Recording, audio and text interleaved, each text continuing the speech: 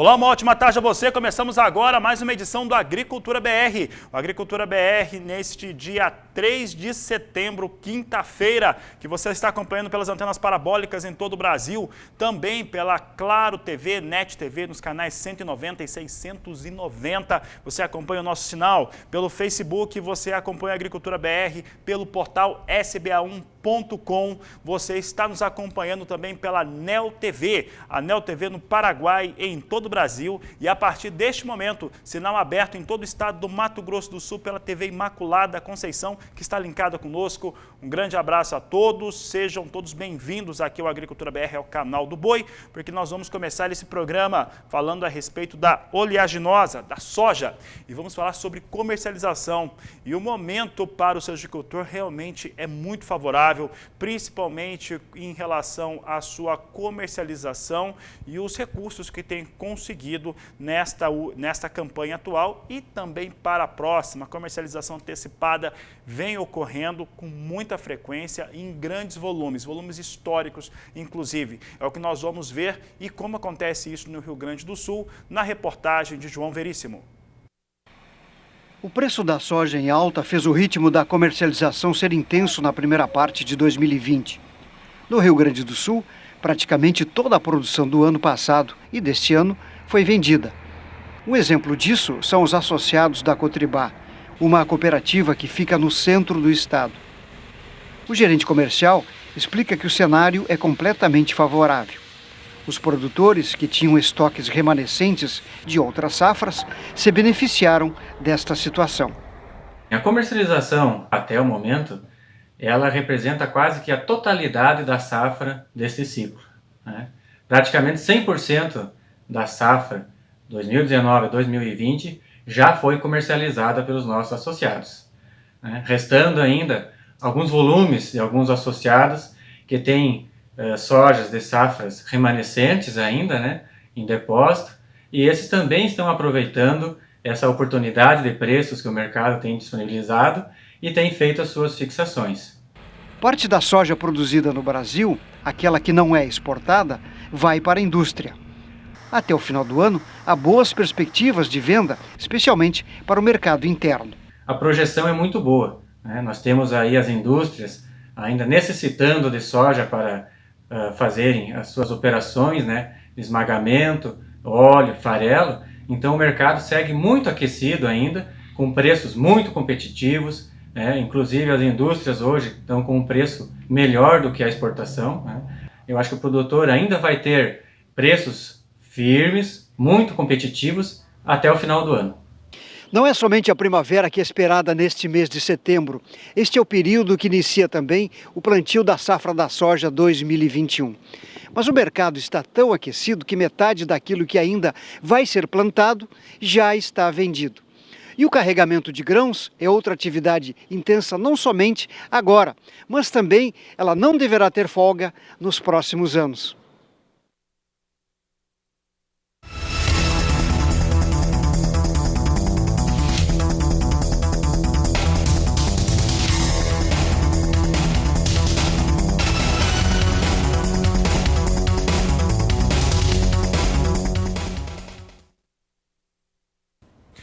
E o Departamento de Agricultura norte-americano, como tradicionalmente ocorre, divulgou os números de vendas semanais nesta quinta-feira. No caso, o volume de vendas até o último dia 27 de agosto. E a totalização de vendas foi muito boa, 1.760.000 toneladas para a safra 2020-2021. É o que nós vamos ver agora na tela, o comparativo de venda de soja. A gente só trouxe a safra 2021 porque a safra 19 e 20, apesar de ter tido vendas, tem mais cancelamentos e eles vão ter que migrar para 2021. Então a safra que estamos focados é a 2021 nos Estados Unidos, safra que está nos campos norte-americanos. Semanal, uma venda de 1.760.000 toneladas. O total de safra chegou a 24.180.000 toneladas de soja vendidas, para uma meta total de 57.830.000 toneladas de vendas e exportação norte-americana de soja. São os números que eu destaco agora no Agricultura BR. E continuo falando um pouco sobre vendas norte-americanas, porque tivemos exportadores privados confirmando comercialização de soja na ordem de 450 mil toneladas, com entrega na safra 2021.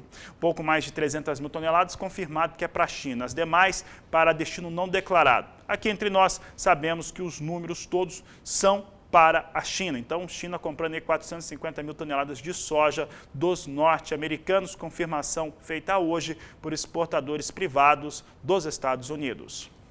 Falamos bastante do que vem acontecendo por lá, nas vendas, há demanda sobre soja norte-americana e as últimas semanas tem refletido alta para a oleaginosa na Bolsa de Chicago. Veja comigo como é que vem a soja, hoje com ligeira queda para os negócios, depois de várias semanas, 2 semanas em alta pelo menos. Posição de setembro perde, agora vindo na estabilidade, setembro, vem com 9 dólares 62 centes mais 4 bushel e as demais posições perdendo um pouco agora. Posição de novembro, 9 dólares 59 centes mais 4 o bushel. Janeiro, 9 dólares 66 centes o bushel. Março, 9 dólares 67 centes mais 2 são os negócios que eu destaco agora com soja na Bolsa de Chicago. Falando ainda a respeito do que está relacionado à exportação e comércio internacional, eu destaco agora o dólar. Moeda norte-americana é o que você acompanha comigo. Dólar volta a cair no dia de hoje, recua 0,67%, negociado a R$ 5,32 mais 2 por bushel, são os negócios que eu vou trazendo aqui com a moeda norte-americana. E a gente vai seguir falando sobre dólar, sobre mercado financeiro, porque o assunto agora é a discussão a respeito de como que os elementos que são da economia internacional e nacional têm influenciado os negócios aqui no Brasil. É o que eu destaco agora no Agricultura BR. Nós vamos conversar agora com Walter Puga Júnior e o Puga nos traz as primeiras informações desta edição do Agricultura BR. Puga, boa tarde, seja bem-vindo. Boa tarde a todos. Você lembrou muito bem, viu? Há um sentimento em todo o mundo, pelo menos as agências de notícias informam isso, um sentimento positivo, né? Dados da economia norte-americana bem acima do esperado, isso traz um alento aí para a economia como um todo, em todo o mundo, né? Agora, aqui no Brasil, o que pesa mesmo é o que vai ocorrer hoje no final da tarde. O governo oficialmente entrega para o Congresso a proposta de reforma administrativa, que se não economiza um dinheiro imediatamente, economizará dinheiro no médio e longo prazo. Algumas regalias dos servidores públicos federais ficam para trás. Lógico, isso vale para os novos funcionários públicos federais, não para os que já estão na ativa. De qualquer maneira, é um sinal positivo e o mercado vê com bons olhos, né? Por isso o dólar já recuava frente ao real. Vamos inverter a informação, né, Fabiano? De fato, essa notícia é boa para o país e valoriza o real. Portanto, o dólar recua, como você lembrava agora há pouco, na faixa de 5,32, 5,33. Agora ele cai 0,43% a R$ 5,33 mais 42 na compra. Mais cedo, logo após a abertura, o dólar chegou aí a esboçar, logo nos primeiros minutos, uma reação de alta, né? Mas em seguida veio abaixo e agora a queda ainda está perto aí de 0,5%. Agora, importante lembrar que os secretários do Ministério da Economia participavam de uma entrevista coletiva agora de manhã para apresentar detalhes sobre essa proposta de emenda constitucional da reforma administrativa que o governo está propondo, né? E isso sinaliza aí retomada das reformas tributária, administrativa, provavelmente algumas reformas na área de previdência devem ocorrer lá na frente. Vamos esperando que esperamos, né, que entremos, né, numa agenda de reformas para aliviar a economia brasileira, os gastos do Estado brasileiro. Lógico, isso acaba repercutindo positivamente também na Bolsa, mas neste momento o que ocorre é uma queda para a nossa Bolsa. Queda de mais de 1%, ela volta aos 100.857 pontos. Agora há pouco chegou a subir, hein? Chegou aos 103.225 pontos. Então houve uma reação logo no início da abertura dos negócios, mas neste momento a Bolsa recua. A Bolsa chegou a passar dos 103 mil pontos, Fabiana, porque as ações de banco dispararam, viu? O Bradesco chegou a ter alta hoje de 4,64%, Banco Itaú avançou quase 4,5%, ações do Banco do Brasil subiram 4,5%. 4,24%. Isso puxou o índice Bovespa para cima. Mas os últimos negócios não mostram isso não. De novo, o índice Bovespa recua mais de 1%, cai agora para a faixa de 100.857 pontos. Ou seja, o mercado se acomoda agora com reforma administrativa, dados um pouco melhores da economia americana, perspectiva positiva fora do Brasil. Ou seja, temos ainda muita oscilação, aliás, o que já era previsto para esse período, que podemos considerar assim, já estamos entrando num período de alívio da pandemia, né? Se espera uma recuperação. E nessa recuperação, novos ajustes nos mercados de câmbio, nos mercados de ações, na economia como um todo. Por isso, de olho na informação, teremos muita variação de números daqui para frente. Mas a perspectiva, vale ressaltar, ainda é positiva. Se a recuperação será rápida ou lenta, ainda é difícil dizer. Mas a perspectiva é de que nós vamos agora começar um processo de recuperação que, vamos aguardar, deve ser mais curto do que a princípio se imaginava. Vamos aguardar. É mais um desejo do que uma realidade, mas vamos lutar pelo melhor, não, Fabiano? É preciso que nós tenhamos aí, telespectador do Canal do Boi, tenha perspectivas positivas lá na frente, acreditar nessa recuperação, afinal, não é possível viver nessa situação por longo tempo, né? É com você. Obrigado, Walter Puga. Daqui a pouco ele volta, que ele vai falar sobre etanol e etanol norte-americano para entrada aqui no Brasil. Por aqui eu sigo falando a respeito de soja e principalmente o efeito de dólar soja em Chicago sobre os números que eu vou trazer agora. Está aqui na tela, eu destacando soja negociada nos portos do Brasil. Santos e Paranaguá com entrega em setembro com valores a R$ 135 a saca de 60 quilos, de acordo com a Grãos Corretora, que nos traz os números diariamente aqui no Agricultura BR. E olha, há pouco o Puga falava a respeito do momento. Na verdade, o momento para o produtor rural brasileiro é muito bom. E é um momento que se deve trazer aí para o produtor uma visão de se capitalizar. As duas situações que eu destaco, na agricultura e na pecuária bovina de corte, e também quem trabalha com suínos, vem com uma situação muito favorável. Então é o momento de se capitalizar e tecnificar. Por quê? Porque deve continuar, deve ter uma manutenção desses recursos, dos preços dos produtos como soja, como milho, como algodão, carne bovina, carne suína e carne de frango também, só que aí são produções integradas. Mas, de qualquer maneira, você tem ali uns setores que estão vindo muito bem no cenário nacional. Pensando nisso, nós perguntamos para o professor Marcos Fava Neves quais áreas da agropecuária, do agronegócio brasileiro, recebeu o maior investimento, e ele respondeu. Áreas que têm recebido mais investimento no agronegócio brasileiro, e eu chamo a atenção de vocês aqui que nós poderemos encostar nesse ano em 70 milhões de hectares usados para grãos, lembrando que cresceu 2 milhões e 600 mil dessa safra que está sendo colhida agora em relação à anterior.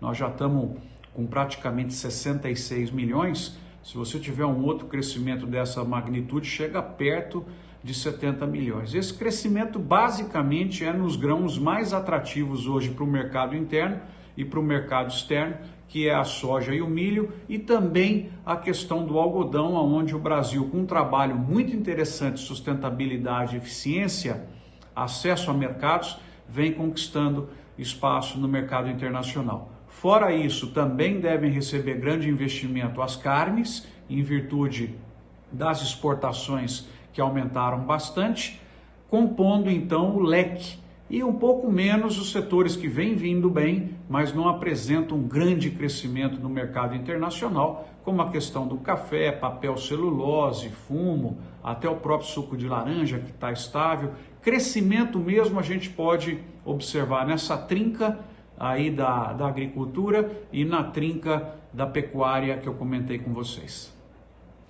As importações de etanol feitas pelo Brasil junto aos Estados Unidos vão continuar, mas devem apresentar mudanças. A verdade é que os representantes das usinas de cana aqui no Brasil já reclamaram demais dessa situação por conta de tarifas, mas quem explica o que vem acontecendo é Walter Puga Júnior, que volta ao Agricultura BR.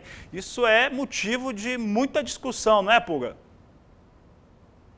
Pois é, Fabiano. O que ocorre é o seguinte: durante esta semana, uma reunião que durou 1 hora e 40 minutos, quase 2 horas de reunião, o ministro das Relações Exteriores do Brasil, Ernesto Araújo, tentou convencer líderes, dirigentes de empresas do setor sucro-alcooleiro, representantes de produtores e também das usinas, do segmento de etanol, que atuam no segmento de etanol, que deveríamos prorrogar mais uma vez aquela cota concedida para importar etanol dos Estados Unidos sem tarifa.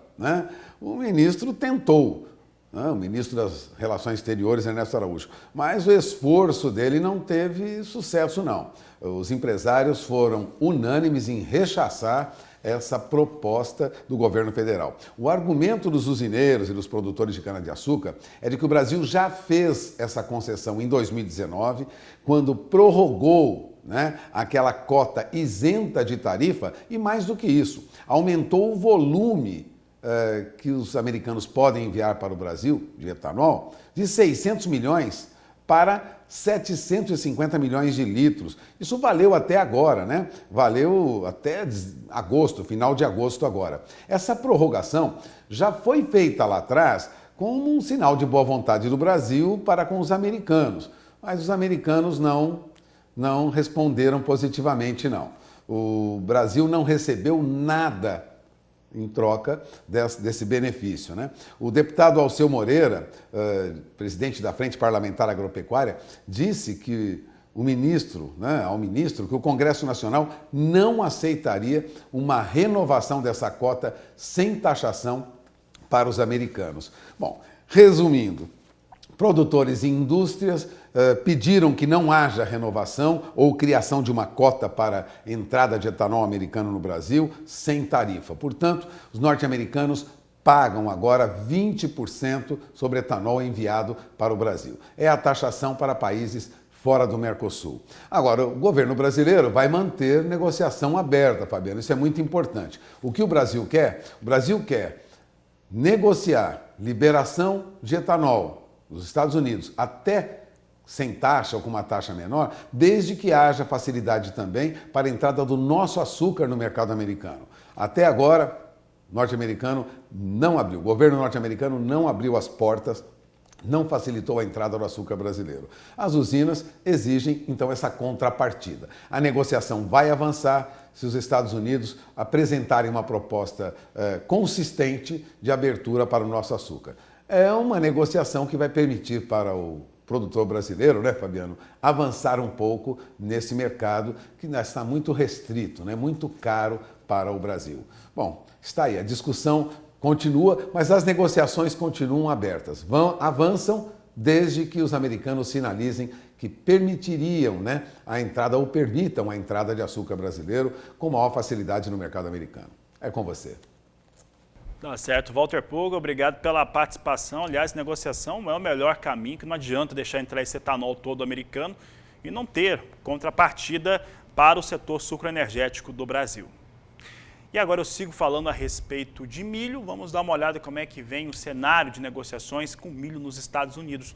O milho em Chicago hoje vem com queda agora de 0,8% para milho. Setembro, $3,46 o bushel. Dezembro, $3,55 mais 6. Posição de março, $3,66 mais 2 o bushel. E maio, $3,73 por bushel. São os negócios que eu destaco agora em queda para o milho norte-americano.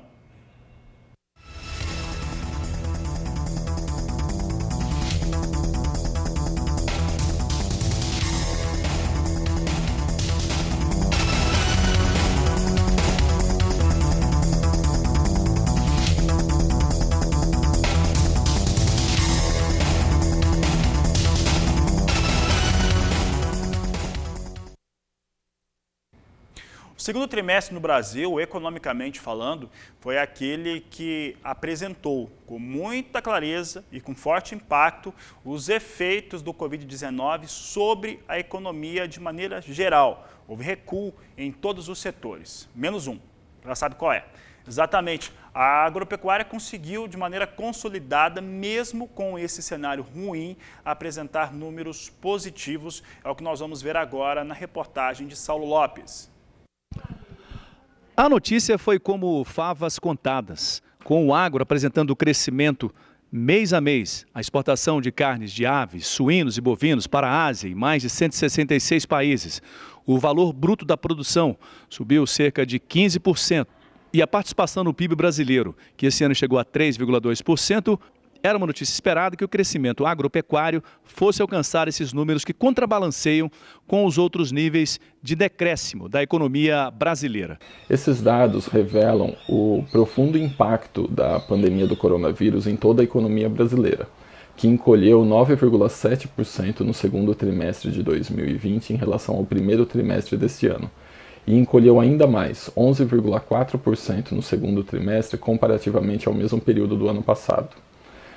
Um pouco descolado desse resultado negativo, o resultado do setor agropecuário veio em terreno positivo, mostrando um crescimento de 1,2% no trimestre e de 1,6% no acumulado do primeiro semestre de 2020. O setor agropecuário tem se destacado principalmente na produção de soja, arroz e café, mas também sente os efeitos da crise, ele não está imune à crise. Então segmentos como flores, produtos hortifrutis e os produtos da aquicultura têm mostrado que têm sentido bastante os efeitos da pandemia do coronavírus. Os números do IBGE mostram a musculatura do setor. São mais do que uma luz no fim do túnel. É a esperança de retomada econômica. Afinal, crescimento de 0,4% em relação ao trimestre anterior e de 1,2% em relação ao mesmo período do ano passado mostram que a agropecuária brasileira se coloca entre as mais fortes do planeta. A agricultura brasileira veio provando ao longo das décadas a sua competência, aumentando muito mais a produtividade do que a área plantada, aliando produção e preservação e dando superávit na balança comercial brasileira. Agora foi colocada numa prova extremamente complexa, nesse tempo sombrio de pandemia, onde o consumo reduziu, onde todas as cadeias produtivas, os serviços, a indústria, todos esses setores da economia reduziram o seu PIB. E a agricultura, mesmo nesse tempo tão difícil da pandemia, a agricultura brasileira aumenta o seu PIB. Culturas importantíssimas no Brasil, mas especialmente para mim em Minas Gerais, como o café, que foi preciso aliar os protocolos científicos para proteger a vida, conseguiu ter o seu maior crescimento nos últimos tempos. De Brasília, Saulo Lopes. E olha, eu ressalto alguns números importantes da economia brasileira. O primeiro deles é em relação à pesquisa Focus, divulgada toda segunda-feira pelo Banco Central Brasileiro. Quem não conhece, a pesquisa Focus é uma consulta feita aos representantes das 100 principais instituições financeiras do país. E há semanas, exatamente há 8 semanas, se tem reduzido a queda do PIB. Então, a visão de uma queda tão forte no PIB do Brasil é forte, é recessão técnica que nós temos em 2020, mas por conta dos efeitos da pandemia. Fora isso, o Brasil teria crescido fácil 3,5%. Mesmo assim, o Brasil vem reduzindo as perdas. Semana a semana se reduz perdas no Brasil, o que é um fator muito positivo. Em 2021, o crescimento do PIB nacional vai ser de 3,5%, de acordo com diversas instituições, inclusive o próprio Banco Central. Então, cenários vão melhorando e é muito importante uma recuperação rápida para a população, porque isso representa menos gastos no governo. Gasto no governo é gasto de todo mundo e também aumentando o consumo para que essa população possa fazer o consumo interno da melhor maneira possível. E olha, antes de ir para o intervalo comercial, quero convidar todo mundo para uma live que vai acontecer na próxima semana. José Bento Ferraz é o convidado nesse próximo dia 8 de setembro. próximo dia 8, então, José Bento Ferraz vai falar com o meu amigo, jornalista Daniel de Paula, e o Daniel que tem conhecido grandes áreas de produção de pecuária, onde se investe em melhoramento genético, onde se trabalha a pecuária, e eles vão conversar a respeito de melhoramento, resultados, impactos. Então, se eu fosse você, não perderia. A live vai acontecer no próximo dia 8 no YouTube do canal do Boi, a partir das 11 horas da manhã, no horário de Brasília. 30 de setembro é o prazo final para o produtor rural lá no estado do Mato Grosso, titular de áreas, fazer a declaração do Imposto Territorial Rural. É o que nós vamos acompanhar agora na reportagem de Valdir Pacheco. Todos os produtores rurais de Mato Grosso têm até o final deste mês para fazer a declaração do ITR. Quem vai nos trazer mais informações sobre as mudanças desse ano é a nossa convidada de hoje, que é gestora do Núcleo Técnico da FAMATO, Federação da Agricultura e Pecuária de Mato Grosso, Lucélia Ave.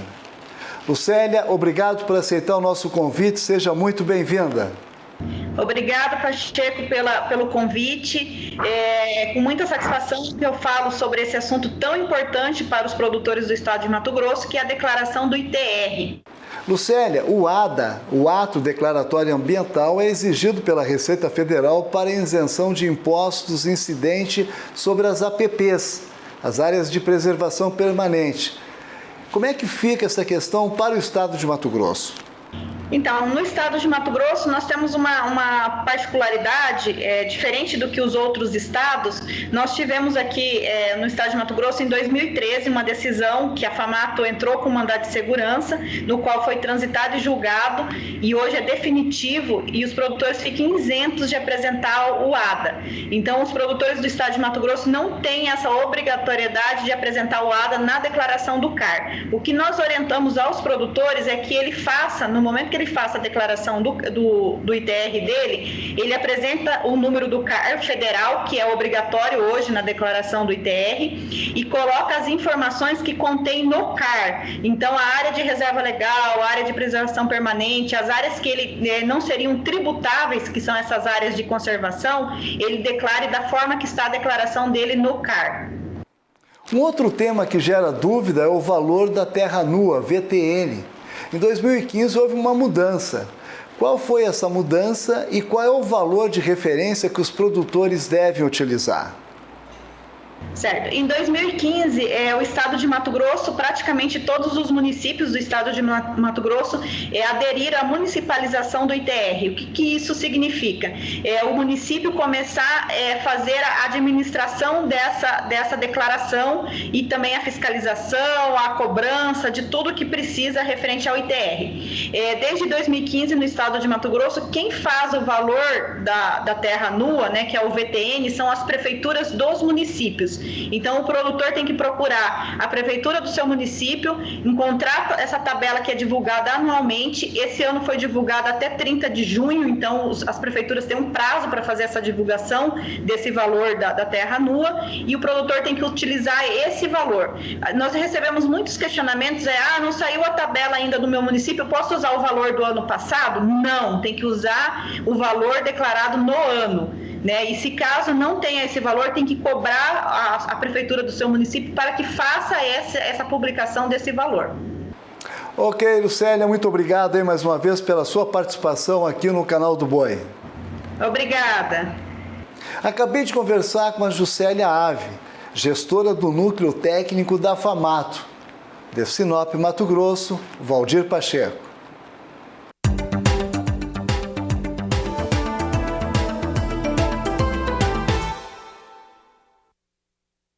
E lá na região da Mogiana, a colheita do café está praticamente conclusa. Na última semana já estava acima de 90%.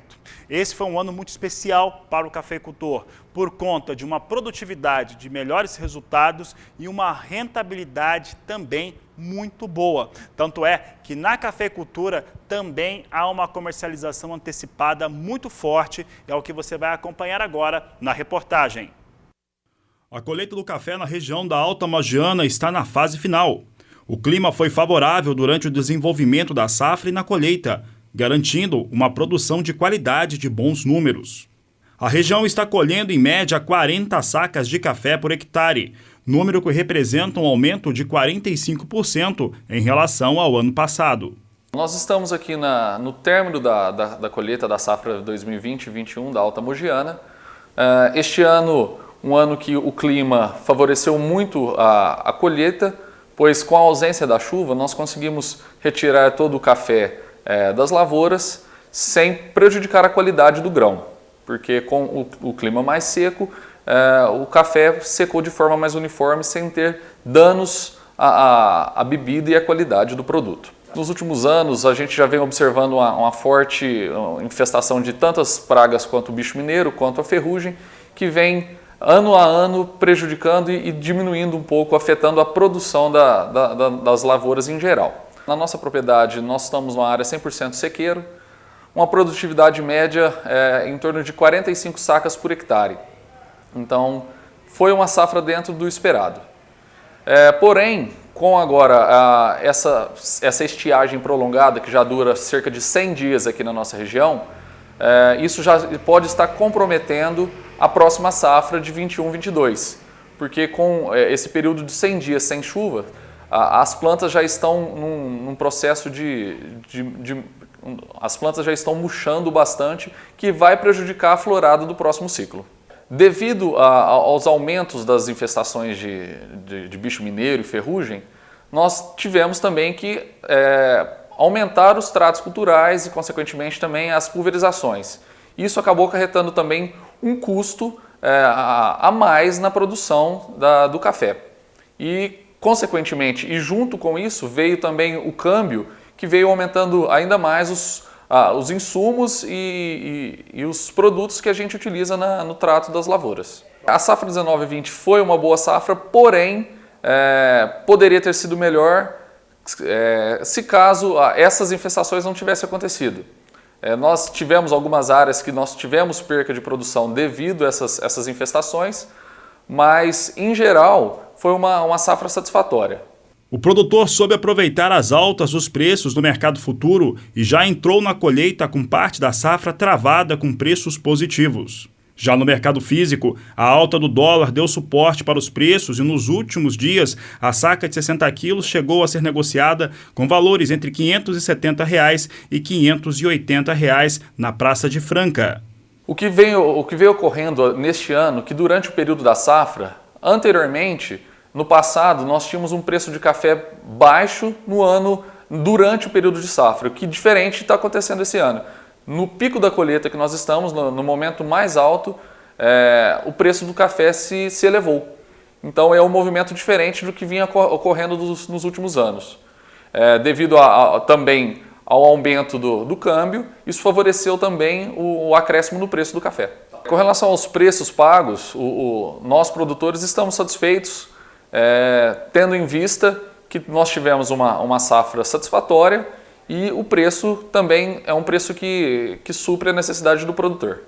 O mercado internacional tem garantido o aumento substancial na demanda, principalmente os novos hábitos de consumo dos asiáticos.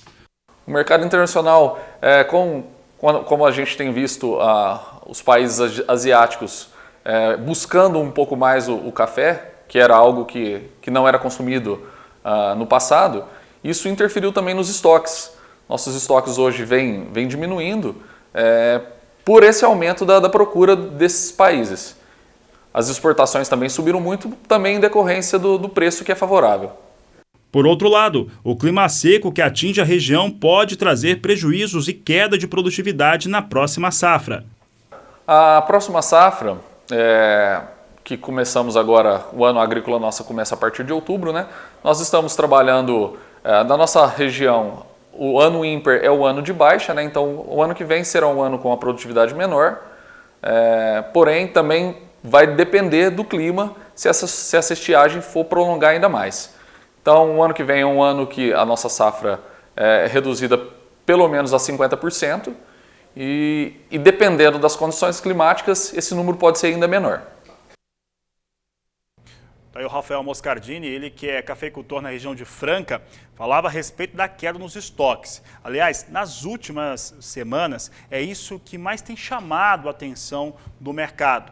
Os estoques certificados da plataforma Ice Futures na Bolsa de Nova York são os menores dos últimos 20 anos. Ali se tem estoques certificados de café arábica que agora estão na casa de 1.234.000 sacas. É o pior cenário ou o mais baixo cenário de café estocado dos últimos 20 anos, e isso mostra uma situação que deve fazer ou dar manutenção nos valores mais altos para o café arábica neste momento. É o que nós vamos conferir agora. Café arábica eventualmente tem apresentado alguma queda, que eu considero aqui muito mais correção, mas em linhas gerais ele tem apresentado alta, valores acima de $1,30 a libra-peso. Nós temos hoje um desses dias que nós temos alguma queda, mas você vê que a posição de setembro vem a $1,31 mais 30 libra-peso. Dezembro, $1,30 mais 35. Março, $1,30 mais 70. Maio, $1,31 mais 60 por libra-peso. São os negócios que eu destaco agora com café arábica na Bolsa de Nova York.